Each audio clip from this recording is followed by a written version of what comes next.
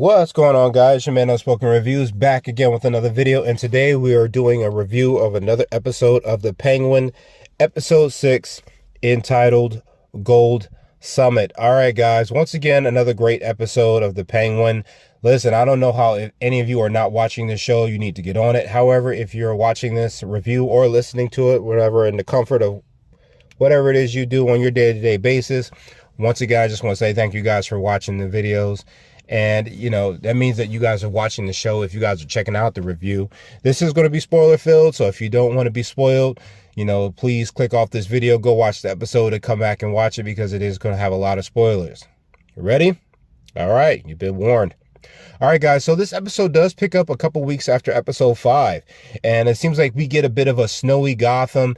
And I gotta say, this is something that I really like about the show that I feel like we don't really get in a lot of the other Batman films or Batman television shows.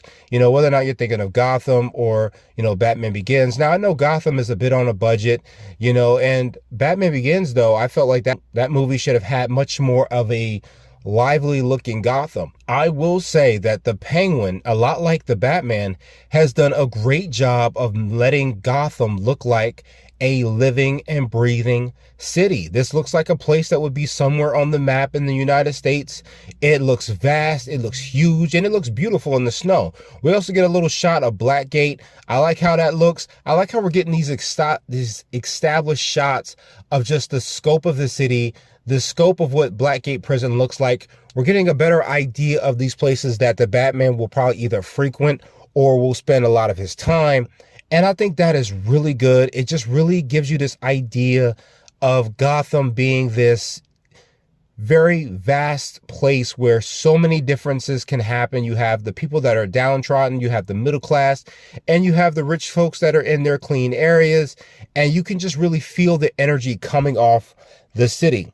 So Oz is kind of going into a monologue of talking about how far they've come, and it turns out that they have really upgraded a little bit since the last time we've seen the episode. I'm going to guess that a month has passed from episode 5 to 6, and it seems that they were able to take those 2 buckets and pretty much create an entire hive of mushrooms. It looks like they start thriving, their business is thriving, they're selling to multiple bureaus across the city, and they are doing a great job. Not only that, but Oz has also employed a lot of the people in Crown Point who have been struggling, who didn't have money, who didn't have a way to provide for themselves. And I like that he tells that to Vic, that we're making a change in the neighborhood, and it feels good to be able to give people something and take care of people, and that the things that they are doing are going to have a lasting impact on their reputations for the rest of their lives. So they've been working really hard to try to rally up the boroughs, even though most of the gangs in the city are still kind of being a little difficult. They're benefiting from the bliss, but they're not exactly on board with Oz. He kind of has their ear, but they're all kind of little indifferent about working with him for one reason or another, considering the Maronis and the Gigantes, which makes sense that they'd be a little bit worried about whether or not the bliss is worth actually putting the work in on. It turns out that Oz is still fighting to get the Triads on board. It seems that they're having a very hard time getting them to work with them, especially since the Triads were willing to work with Sophia and not Oz. However, Oz does have some idea about how to get them on board. So we do cut to Sophia and Julian, and it seems like there was a bit of an S&M thing going on, and it seems like it's 50 Shades of Gotham, as my man is sitting there taking some sexual punishment. As you can see, all the scratches on his chest and around his shoulders. And, you know, it just seems like very interesting. I didn't expect that in the show.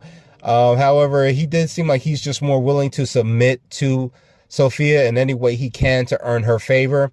And I kind of had a thought while I was watching the show. I realized that nobody else really references Julian in the show.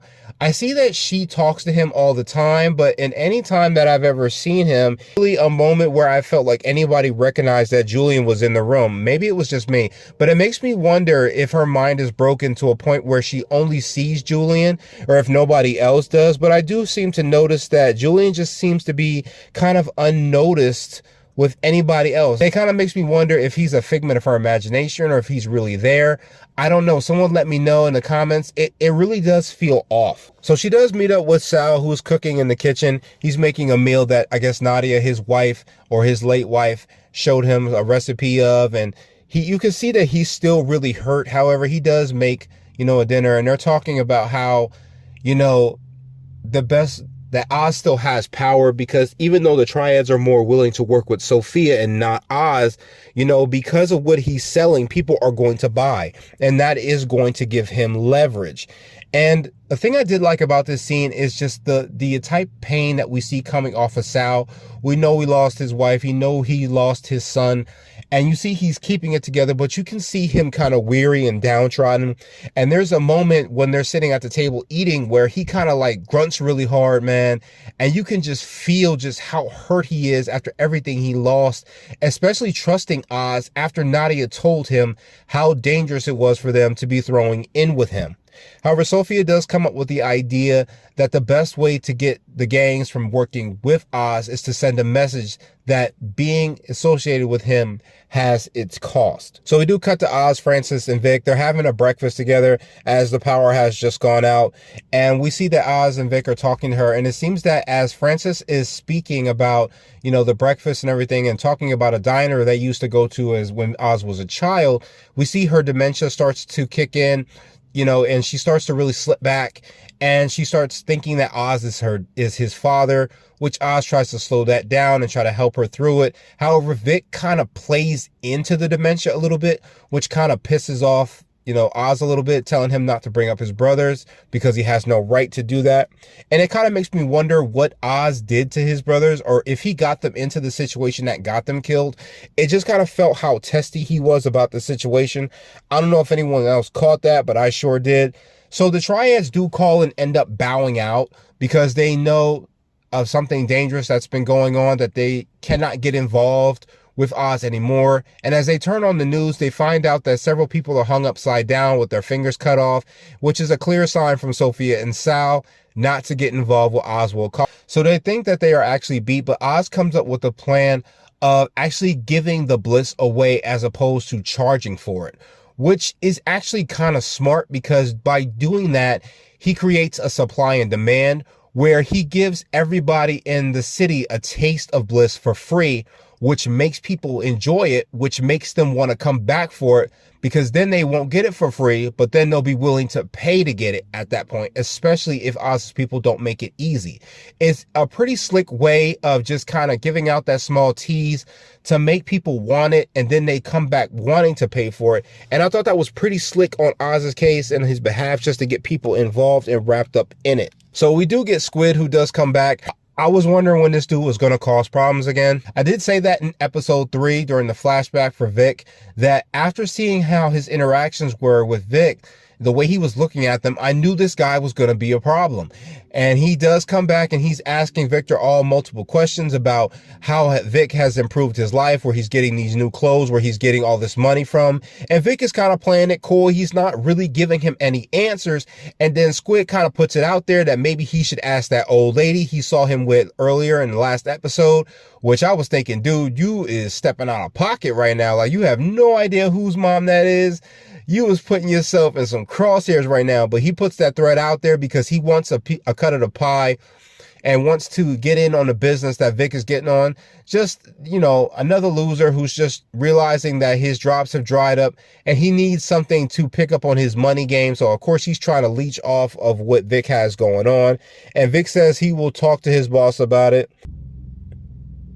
So Sal and Sophia end up going to Oz's apartment because they're trying to find some type of leverage to use against Oz. Remember, they still don't know that Oz's mom is still alive, because he's always said that she's dead. And as far as they know, there is no leverage they can use against him. And even Sophia says that is what makes him so dangerous, is that he doesn't have anything to keep him in check. However, Sophia does end up finding a picture of Eve that he does keep in a drawer nearby. And it seems that that drawer is actually hers. It seems like it's filled with her underwear. And Sophia smiles at it as you realize she does remember seeing Eve before at the club. So we do cut back to Oz and Francis. It seems that Oz does find Francis in the bathtub. She's actually sitting in a tub full of cold water. Her dementia apparently has been slipping really badly, and she's freezing cold. He gets her out the bathtub, and it was a real sad moment because, listen, I do realize that most people have a certain type of ego that they live with. And the idea of being stuck with something so detrimental to your health that the people you love are dealing with it. Frances does ask her son to kill her in the event that she slips beyond the point of no return. And it was heartbreaking to see Oz have to, answer that. Colin Farrell did such a great job. He's done a great job with the show overall, but that emotional scene was just heartbreaking. You know what I mean? Because you realize your parent is going through these hard times and there's nothing you can really do to stop it. And, he realizes that the best way to make her happy is, if this gets too bad, he has to do what he has to do to save her from herself. And I thought that was such a sad moment. So Sophia is still looking for more information about Eve. She's been showing multiple prostitutes the picture of Eve, trying to track her down. And those girls really do back up Eve. So of course they're not willing to give out any information. However, Roxy is. It turns out Roxy is on the corner and she is willing for a price to give up Eve's location. And I was like, damn, that's some sideways shit. Like, it seemed like she was really down for Eve. So I was really shocked at this moment. So Vic does return to the apartment. And it seems that, he's trying to explain things that are going on with Squid and how he's been asking all these questions. However, Oz is not really there. You can tell that he's really thinking about his mom, and he's talking about all the things that doctors have diagnosed her with and the issues that she's dealing with. And you can tell that after talking to her, he's really burdened with the idea that he realizes that he is going to have to take her out if need be. And I think the saddest part about this is that she's the only restraining part of Oz. I think that she is the only thing that is stopping him from becoming full-blown Penguin. She's the only thing that is stopping him from turning into that notorious comic book idea that we all know of the Penguin, and that if she was to die, it would change everything about him. He would have no restraints at that point, and I think by the end of this series, we're definitely going to get that.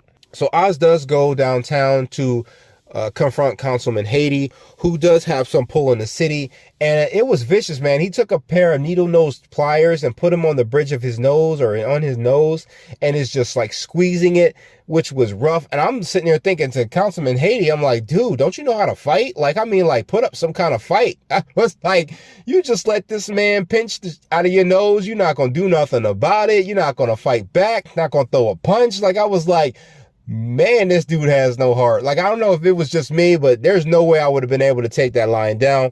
But Oz does convince him to turn the power back on. So Victor does end up meeting up with Squid, and he's talking to him about the fact that they don't have any space in their organization for him, and that it's best that he just wait. And Victor does offer him some money and say that the people that are working here do recognize that this is your hood, this is your spot, and they want to make sure you're getting something out of it. So he does take money out of his own pocket and gives to Squid, and he said he'll give him some next week. And as soon as something opens up, that Squid will be the first to know. And this dude is a douchebag because he gives him this money and he's willing to give him more money for free. And he says, oh, you're giving me more money for next week, right? And he said, oh, because I'm already running out. And he's actually throwing all the money on the ground, acting like an asshole. Basically, he's saying that that's not good enough and that he doesn't want to be paid off. He wants his slice of the pie. He wants to be able to have some of the drug to be able to sell for himself and make his own money. And Vic does try to talk him down. However, he does threaten to tell other people about Oz, that he does actually know about Oz. He actually calls him the Wizard of Oz, and that he knows that there are some big players looking for him, and he'll be willing to rat him out in order for him to get a bigger payday. And Vic says, all right, well, then we'll find and go talk to him. And he even tries to tell him, look, if Oz will kill you. And he ends up trying to assault Vic a little bit to scare him. And Vic tries to go along with it. And Squid, of course, seems a little confident at first. But then Vic turns around and gives him a clean shot in the neck. And I saw it coming. I could see it in Vic's face. I could see the way he was moving, the way that he was positioning himself to kind of see where he was at so that he would have perfect aim. And Squid does end up dying from his wounds. You can see the regret on Victor's face. But I did not feel bad for Squid. whether or not it was Vic or it was Oz, it was going to be one of the two of them. And the way this dude was getting cocky, thinking that he wasn't going to be touched, bro, you in a whole nother era, empire, an era of Gotham at this point in time. You can't get that cocky. Sophia does go to meet up with Eve, and it turns out Eve did actually tell Roxy to tell Sophia where she was. It actually wasn't Roxy selling her out. It's exactly what Eve wanted. Sophia does have her at gunpoint. However, Eve just welcomes her in, and it seems that she doesn't exactly know where Oz. So Eve does realize that she's going to kill her, and she does say, do whatever you want with me, just don't touch my girls. And she does list off of the girls like Yolanda Jones, and I'm not exactly sure of the other one. I forget the name. But, you know, Sophia turns around and says, well, you still think I'm the hangman. And she actually tells her and reveals to her that she didn't kill them, but her father did. And that Oz knew about it and covered it up along with Carmine. This definitely affects Eve, as those girls that died were her friends and she genuinely knew them, whether they worked for her or were her friends. She had a genuine connection with them. You can tell this really kind of breaks Eve because she had no idea. Now, it does seem like Sophia is going to kill her because Eve did become his alibi for Alberto. However, Sophia, realizing that Eve does have a sense of loyalty that she sticks to that she might never know, decides to let Eve live. And as a result, Eve ends up giving up the location of where Oz is in Crown Point by the zoo. If you guys remember in the previous episode, Oz did reveal that to her when he did go to her, telling her that they were moving over to Crown Point, and Eve denied going there. So Vic does come down, and Oz is excited about meeting up with all the gangs and trying to get them on board. He immediately realized something is up with Vic, and Vic does actually let it slide that he did end up killing Squid. And I realized how, like I told you guys before, I always love the brother dynamic between both Oz and Victor. You know, the connection between them is really brother-like. You know, he's really trying to bring him up the same way he was brought up. And the shame that Vic has on his face, and Oz says, nah, don't look down there, meet me up here. And he said, hey, you did what you had to do to protect the people that you care about. And he said, it gets easier. And the way that he kind of said that with such darkness, as you realize that Oz has killed people before, and that the idea of how he views it, you know, he's just like, it gets easier. And I was just like, man, you know, and I love even though this was a really sad moment that Vic ended up killing someone, you know, the embrace between Oz and Vic was really wholesome, man. You really felt like he understood exactly what Vic was going through in that moment. So Oz does try to rally the gangs. You know, we get to meet the Low Boys, the Massive, the Odessa, the Triads, the Sullivans. And I always love this, is that we get more of a deeper lore of Gotham in just these small little ways. It turns out the Sullivans were actually responsible for building the bridge that goes across the richer area of the city, that goes across the Bay of Gotham, or the river in Gotham. And I thought that that was pretty interesting. The idea that we get like these small little tidbits of Gotham and the idea of the lore is something pretty cool that this show has done a great job of. And it does it in such a nice way, where we either get to meet people that have a connection in Gotham, or we go to landmarks that have just these idea of how important it is. Or when Oz is talking about these old past gangsters from his neighborhood, there is just so much lore that is being dumped in this show about the city of Gotham. And I really like it. And once again, Oz uses his, you know, incredible talking skills to get everybody on board. And the one thing I do love about Oz, man, is that he is really good at manipulating so well that all he really does is have to tell the truth. He really does hype them up about how they're treated terribly. It's the part where he tells them the truth about him killing Alberto, and that he does have a code, but he still gets what he wants at the end of the day. Despite all this, everybody pops their beer cans and everybody is on his side. We also see the power comes back on Crown Point, and I like that we get this nice heartwarming moment with Vic and Francis as they're dancing, enjoying the music. Francis is very proud of Oz that he got the power back on for them, and she's really hyped, and she's saying, my boy did it, my boy did it. And I realize that the camera is cutting back, my heart dropped down in my stomach as you see Sophia is just standing there with a crowbar in hand, you know, ready to wreck shop. And neither of them notice that she's standing there. And you realize right at this moment that things are about to get deep. And it makes you wonder, what is going to happen to Victor? What is going to happen to Francis? If something happens to Francis, we know we're going to get the notorious Penguin that we know from the comics. I really am believing that we're getting the beginning of Victor Zsasz from Victor Aguilera. It seems like we're getting there with this guy. He's already taken his first life. Something tells me by the next episode, we're going to see him in a much darker place, which is going to be the bridge between him being who he is and him becoming that very dark killer that we know from Victor Zsasz with the knives and the cuts. After seeing what happened to Julian, it makes me wonder if the bliss really affected Sophia in some place where she is seeing those hallucinations of Julian Rush. And is Vic going to get enough of that bliss that's going to turn him into Victor Zsasz? I don't know. But one thing I do know is this show has been doing a great job, guys. I have been enjoying the hell out of it. Listen, this is the type of peak television that we need to see. This is a gold standard for what fans have been calling for with good television, where you're not skipping beats, or you're not treating the fans like they're dumb, where they can't understand things. This show has done a really great job of making sure every character is engaging, not just the main character. And I hope that this show is a blueprint for what other shows will do in the future. It's also hyping me up for the Batman 2, and it is hyping me up for whatever spinoffs they do in this universe of the Batman. But that was my review for episode 6, guys. I hope you guys enjoyed it. Hit that like and subscribe button, and I will see you guys in the next one. Later.